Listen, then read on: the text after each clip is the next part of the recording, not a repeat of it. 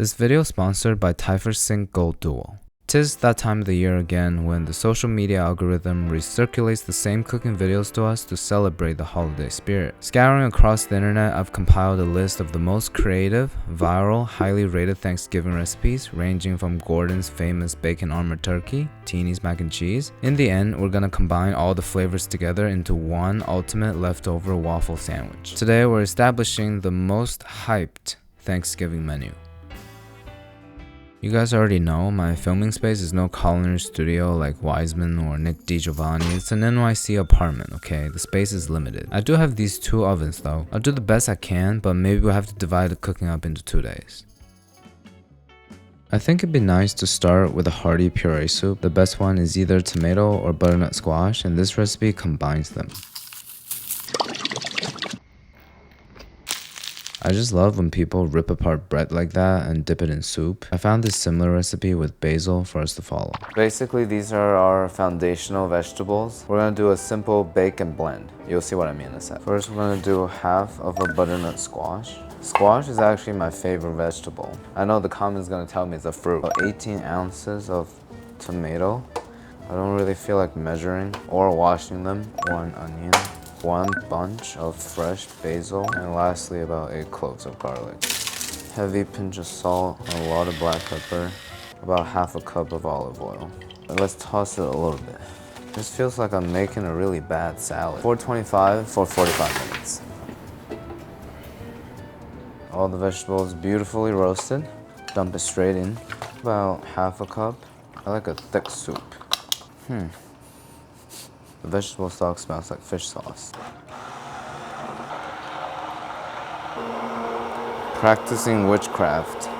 Okay, this is as smooth as I have the patience for. Half a cup of heavy cream. This feels like apple picking upstate New York, cuffing season, meeting a girl in a New York City bar type of fall. So thick. You know, I always see people do like a swirl of olive oil. I never understand why. Oops. Poor blending job. Damn, I never expected butternut squash to work so well with tomato. This kind of tastes like a tomato soup, but amplified in terms of thickness, richness. It has that subtle starchiness that makes it really pleasant. I'm gonna give it a 9.1.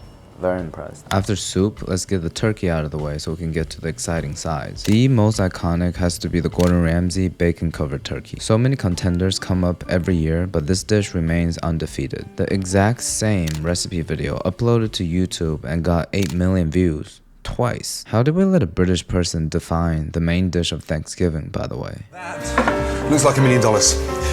We're gonna start by making a compound butter. Unfortunately, I forgot to take it out of the fridge and let it soften first. So we're gonna have to use my premium butter softening method. Trademarked. I mean, thankfully we're not in prison. After that display of genius, we'll start seasoning the butter. Juice, a lot of parsley, garlic powder, salt, and pepper. Well, currently, it is at a state that my sister have threatened to put me in many times before with its neck shoved up its ass. I feel like I'm taking care of a baby. It shouldn't be too different from this. To do the Gordon method, you gotta separate it. There's gonna be a little thin layer of membrane in between. Hello. The skin is actually more elastic than we think. We'll do the same thing to the thigh as well.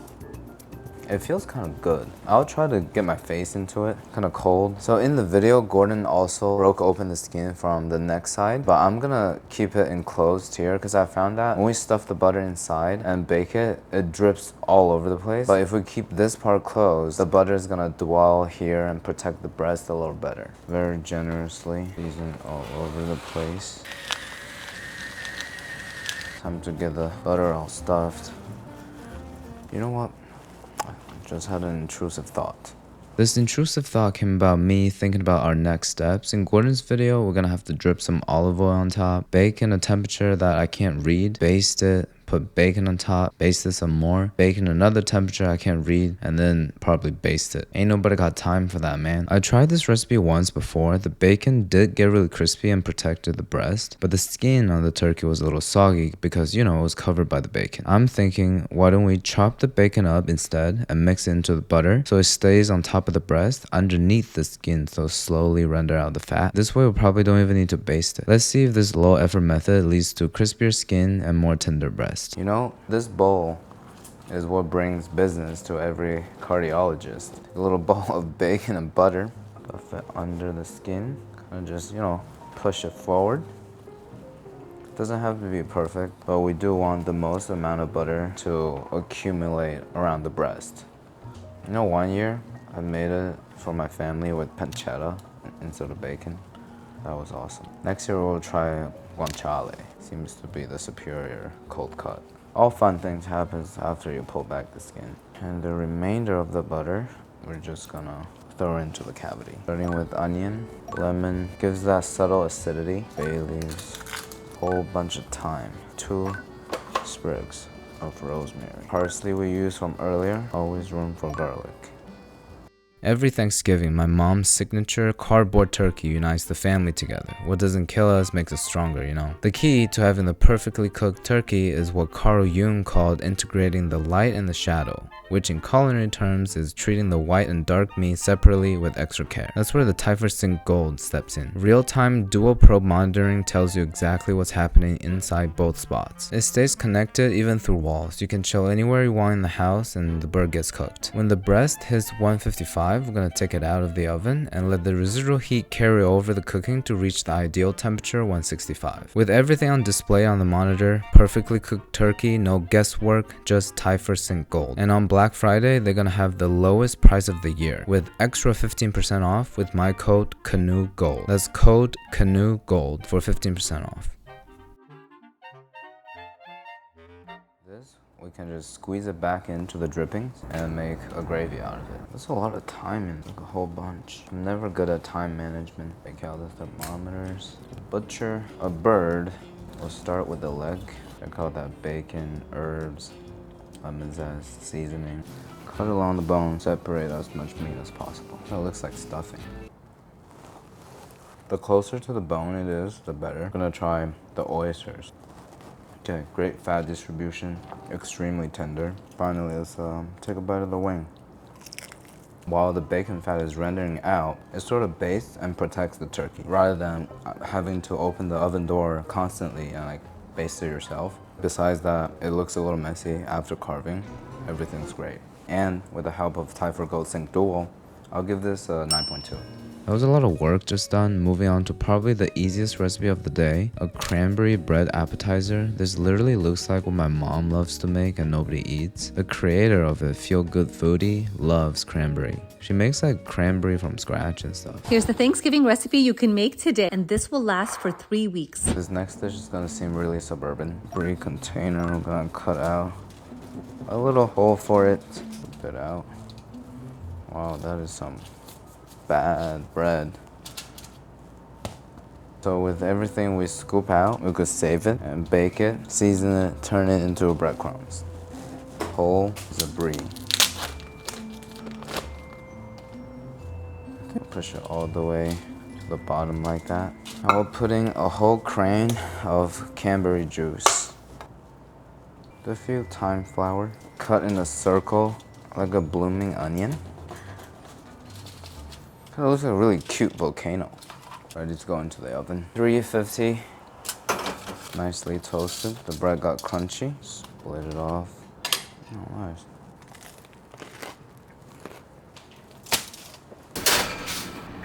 All right, this time. Look at that, it's definitely melted.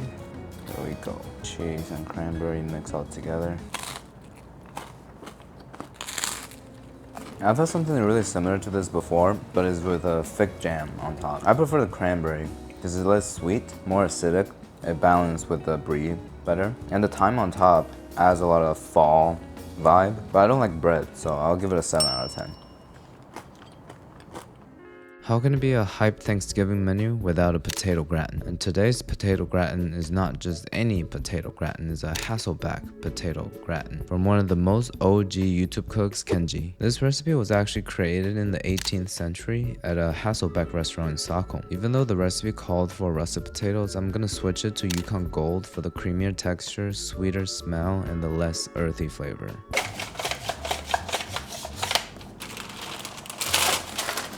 A lot of salt, black pepper, white pepper will work for this one. Garlic powder, a few sprigs of thyme leaves, 1 ounce of Parmesan, 2 ounces of Gruyere, 2 cups of heavy cream. Cover every single slice.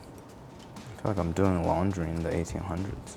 As he did in the video, we'll stack it evenly like that. Sort of like the ratatouille from Ratatouille.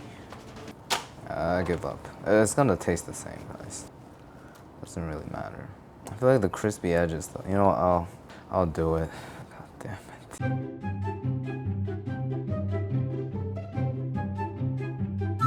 it. Top it off with the same cheese as before. 1 layer of Parmesan, soft, smooth Gruyere. That looks nice. That looks like Switzerland in the winter.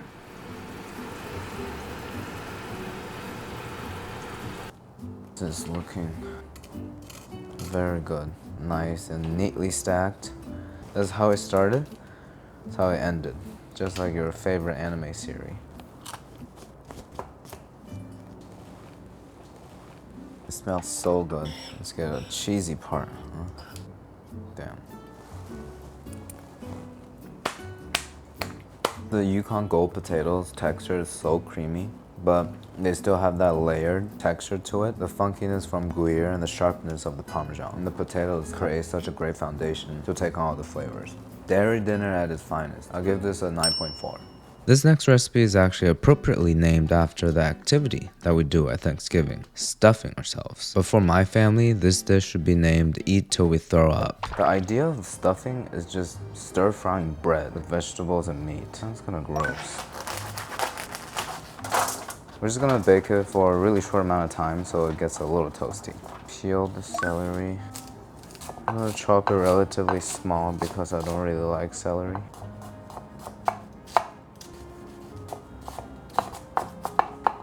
Mushroom's gonna shrink a lot, so I'm not gonna chop it too fine.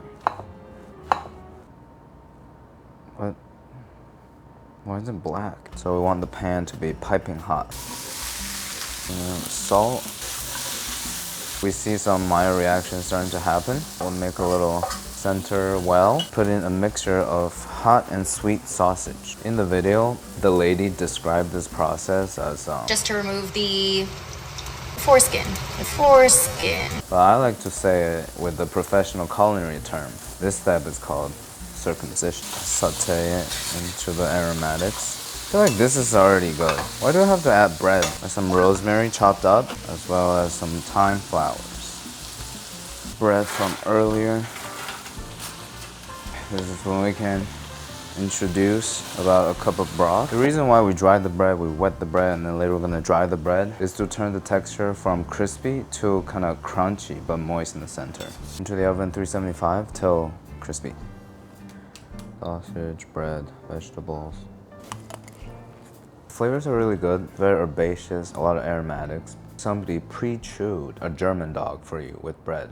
Stuffing is usually my favorite. I guess I just love sausage and buns. What can I say? 9 out of 10. People all over the internet have seen it. This recipe has garnered over 100 million views, and every time it's recreated, it gets a lot of attention. Something about Teeny's recipes all looks so simple, but so good. If I have to pick my favorite food influencer of all time, Teeny's probably among the top consideration. We dedicated a whole video on this dish before, and it received the highest rating on this channel, a 9.6. So naturally, we have to include it, but this time, I'm gonna follow the recipe word by word, making no substitution whatsoever, doing what I do best, following the instructions. Tina really stresses that we need to grate our own cheese for that freshness. This is a whole pound of Kobe Jack. Half pound of cheddar to add that sharpness. I don't really want to grate cheese anymore, so there's a whole pound of corkscrew. That's 3 tablespoons of butter, 3 tablespoons of flour. Sometimes I feel like cheese has such thickening abilities. I don't even make a roux for mac and cheese. Garlic powder, paprika, salt. Once it's bubbling like that, we can add in our liquid. It's a can of evaporated milk. Pour that in slowly. After the roux is like pretty much smooth, garlic and paprika. I love 2 whole cups of heavy cream. Barely coming up to a boil, we turn the heat off. Add in half of the cheese from earlier. 30% mac, 70% cheese. Mix it up. Forgot that Teeny always adds is a tablespoon of mustard. It's gonna give it more depth. Sort of like a contrast. Secret ingredient. Layer of the macaroni, layer of cheese, another layer. Final layer of cheese. No bald spots. Just like George Costanza's head. With the oven on 375, we'll put this in until the top gets nice and golden.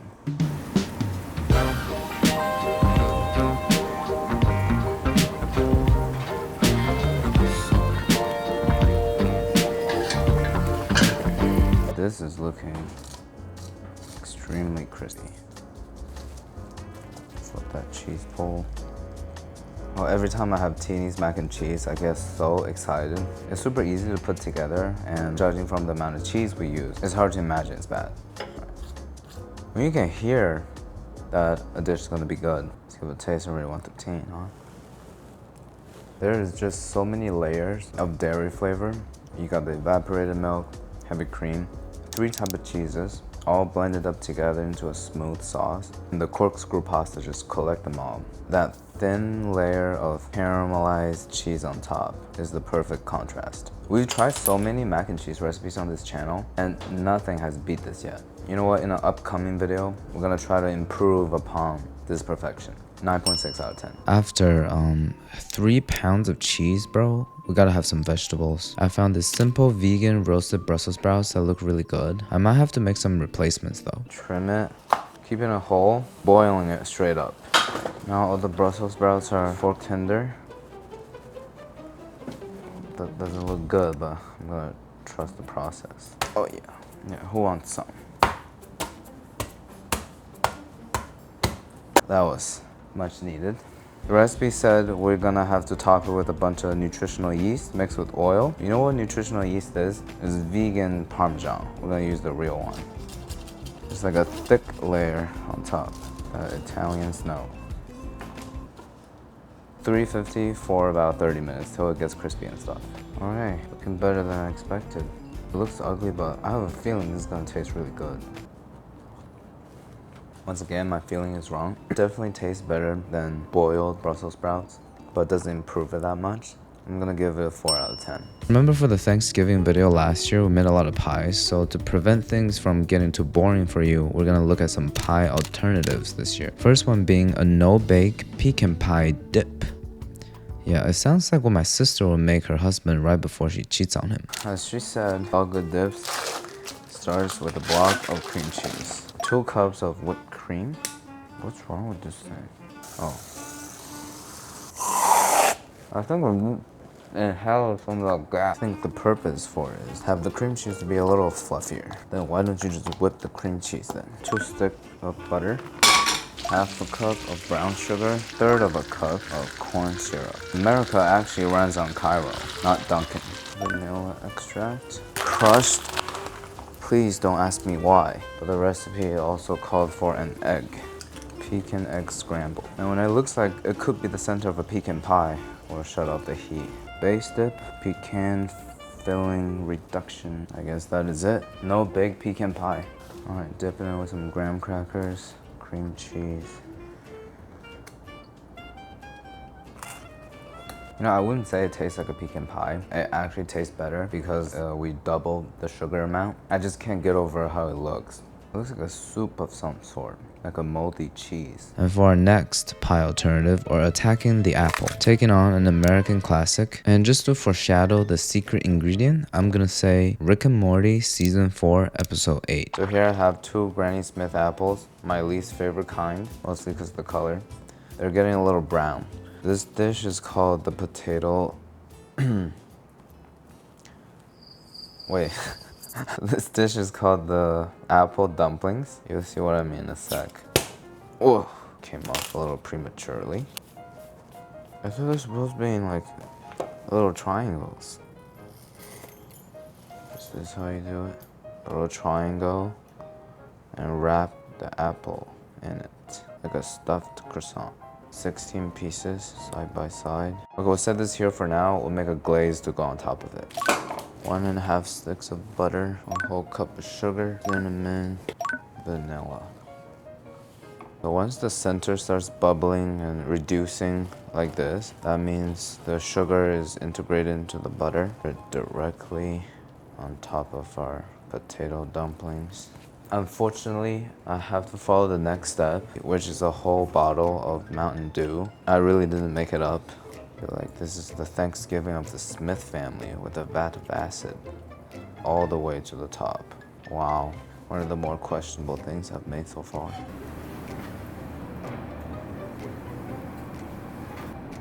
It looks like pee. The worst thing has happened. I didn't commit myself to a whole afternoon of oven cleaning.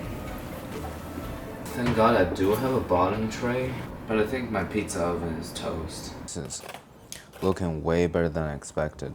Seems like a great apple pie alternative. Got kind of fluffy. Looks super moist.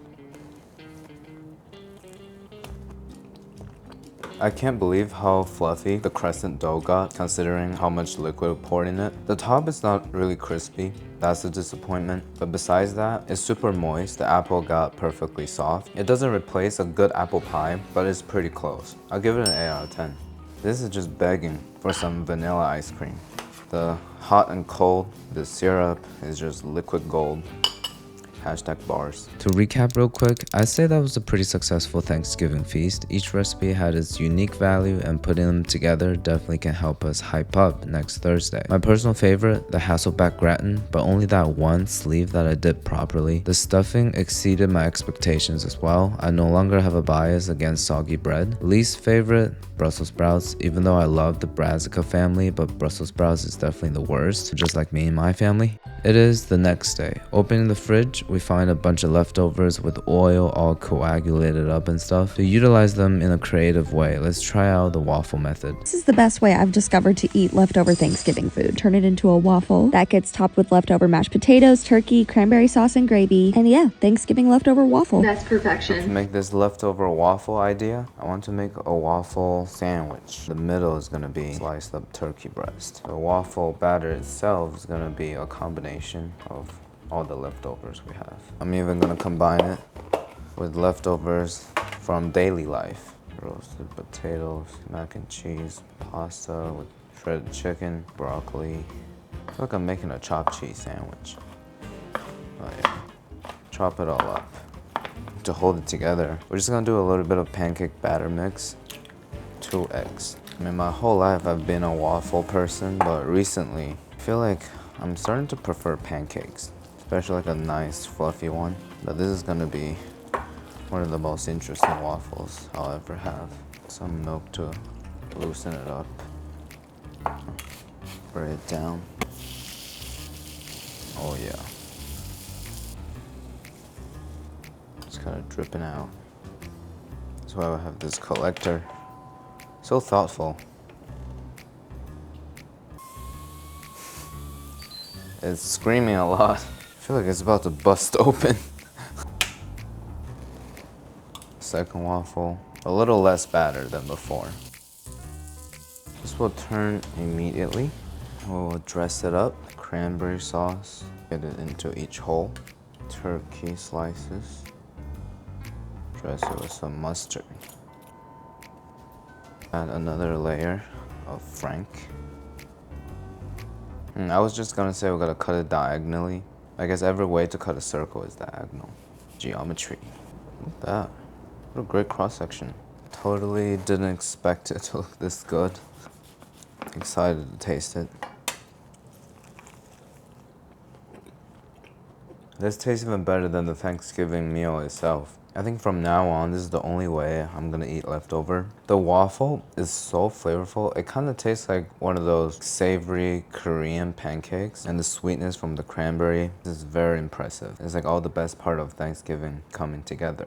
And the best part is I don't have to eat it in front of my family, so 9.2 out of 10.